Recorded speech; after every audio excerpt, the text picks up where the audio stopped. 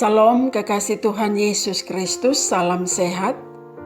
Kiranya damai sejahtera Allah memenuhi hati dan pikiranmu di awal kehidupan hari ini. Tak bosan-bosannya kami terus menyampaikan kabar baik, kabar sukacita dari Tuhan Yesus Kristus melalui firman-Nya. Mazmur pasal 1 mengatakan, "Berbahagialah orang yang tidak berjalan menurut nasihat orang fasik, yang tidak berjalan di jalan orang berdosa, dan yang tidak duduk dalam kumpulan pencemooh, tetapi yang kesukaannya ialah Taurat Tuhan, dan yang merenungkan Taurat itu siang dan malam." Saudara, bila kita termasuk orang yang suka akan firman Tuhan, maka jangan lewatkan satu hari pun tanpa membaca dan merenungkan akan firman-Nya. Firman Tuhan hari ini diambil dari Injil Matius pasal 5 ayat 9. Injil Matius pasal 5 ayat 9. Sebelum kita membaca dan merenungkannya, mari kita berdoa. Bapa di dalam sorga, Bapa yang Maha Kuasa, kami naikkan persembahan pujian, hormat dan syukur kami kepadamu, sebab Bapa masih menganugerahkan hidup bagi kami. Tiba saatnya kami mau meneduhkan seluruh keberadaan kami untuk mendengar akan firman-Mu. Roh Kudus menolong kami mengerti dan melakukannya di dalam hidup ini. Berfirmanlah ya Bapa, kami siap mendengar. Amin. Injil Matius pasal 5 ayat 9 berbunyi demikian. Berbahagialah orang yang membawa damai, karena mereka akan disebut anak-anak Allah. Berbahagialah orang yang membawa damai, karena mereka akan disebut anak-anak Allah. Saudaraku yang kekasih, damai adalah sebuah damba. Damai adalah harapan bagi siapapun, harapan bagi saudara dan saya.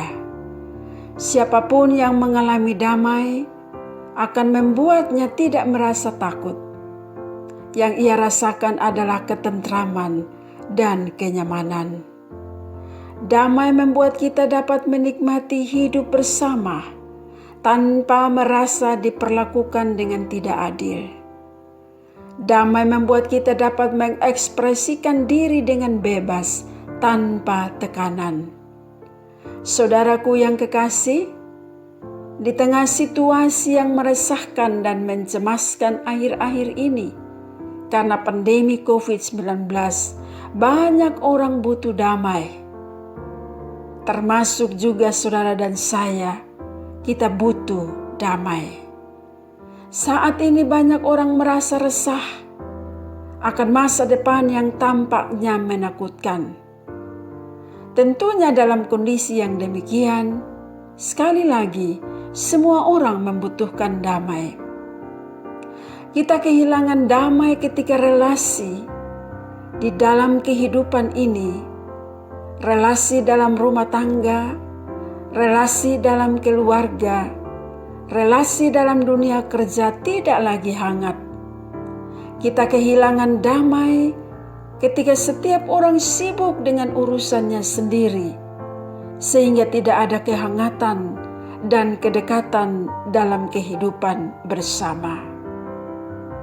Saudaraku, dalam situasi seperti itu, damai harus dibawa, karena damai tidak datang dengan sendirinya. Damai harus dibawa. Perhatikan apa yang diajarkan oleh Tuhan Yesus. Berbahagialah orang yang membawa damai, karena mereka disebut anak-anak Allah. Jelas saudaraku, damai itu harus dibawa.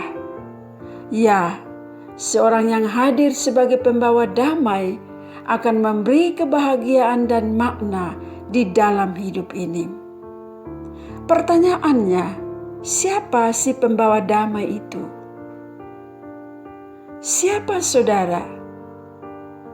Si pembawa damai adalah saudara. Si pembawa damai adalah saya. Si pembawa damai adalah kita semua. Kita yang hadir sebagai pembawa damai akan memberi kebahagiaan dan makna dalam hidup ini. Pertanyaannya, kebahagiaan seperti apa yang dirasakan oleh mereka yang mampu membawa damai? Kebahagiaan yang dirasakan adalah karena seseorang dapat membuat orang lain yang hilang harap menjadi penuh semangat.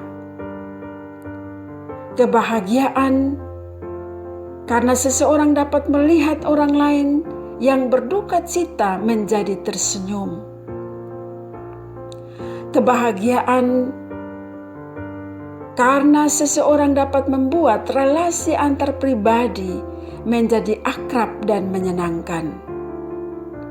Saudaraku, bila kita menjadi bahagia karena kita membuat orang lain juga bahagia. Kita bisa menjadi bahagia karena kita juga dapat membuat orang lain menjadi bahagia. Dan jika kita ingin mendapatkan kebahagiaan, marilah mulai menata diri.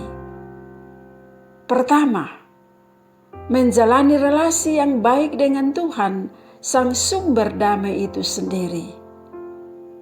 Yang kedua, mari kita melihat sesama sebagai sesama untuk berbagi damai. Hal ini akan membuat kita menghargai setiap pribadi yang kita jumpai sebagai pribadi yang patut kita hargai. Dengan semangat itulah saudara, kita akan terpanggil untuk menjaga relasi dan interaksi dengan siapapun. Dengan menghargai sesama, akan menolong kita untuk sampai pada pengakuan bahwa kita tidak mungkin hidup tanpa orang lain. Karena kita selalu terhubung dan membutuhkan orang lain. Dengan demikian damai dapat kita bawa dan segala sesuatu yang menghambat tidak kita beri tempat. Yang ketiga, mari kita kembangkan semangat anti kekerasan dan hukum balas dendam. Karena pada kenyataannya saudara, kekerasan hanya akan menghasilkan kekerasan baru, dan sikap balas dendam tidak akan pernah berhenti. Yang keempat, teruslah berusaha mengembangkan kepedulian bagi sebanyak mungkin orang.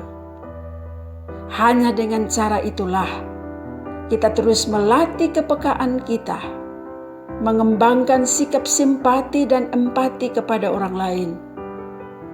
Kita menjadi orang yang tidak tentram dan tidak damai melihat kesusahan orang lain.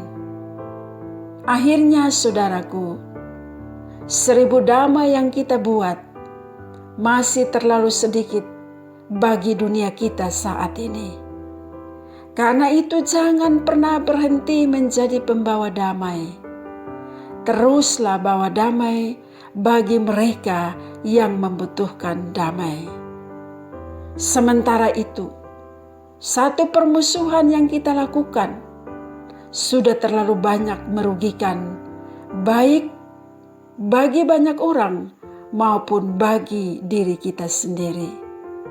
Karena itu saudaraku, berhentilah bermusuhan.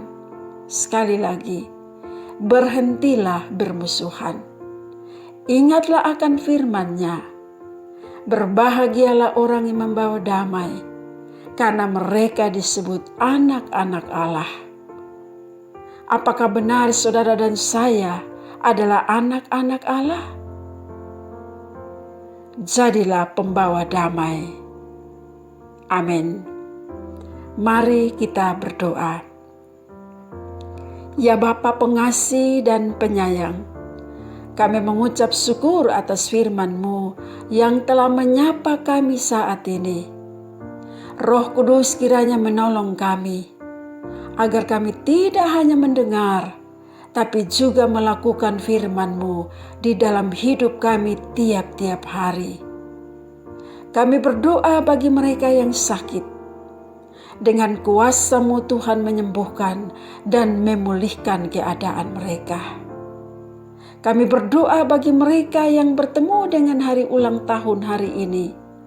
Tuhan memberkati sukacita mereka. Kami berdoa bagi mereka yang bergumul dengan berbagai persoalan. Tuhanlah jawaban bagi mereka. Pimpin seluruh kehidupan kami hari ini. Demi Kristus Tuhan kami berdoa. Amin. Arahkan hati dan pikiranmu saudara kepada Tuhan dan terimalah berkat-Nya. Diberkatilah akan hidupmu. Diberkatilah akan rumah tanggamu. Diberkatilah akan pekerjaanmu dan usahamu. Dan diberkatilah engkau dimanapun engkau berada dari sekarang sampai selama-lamanya. Amin.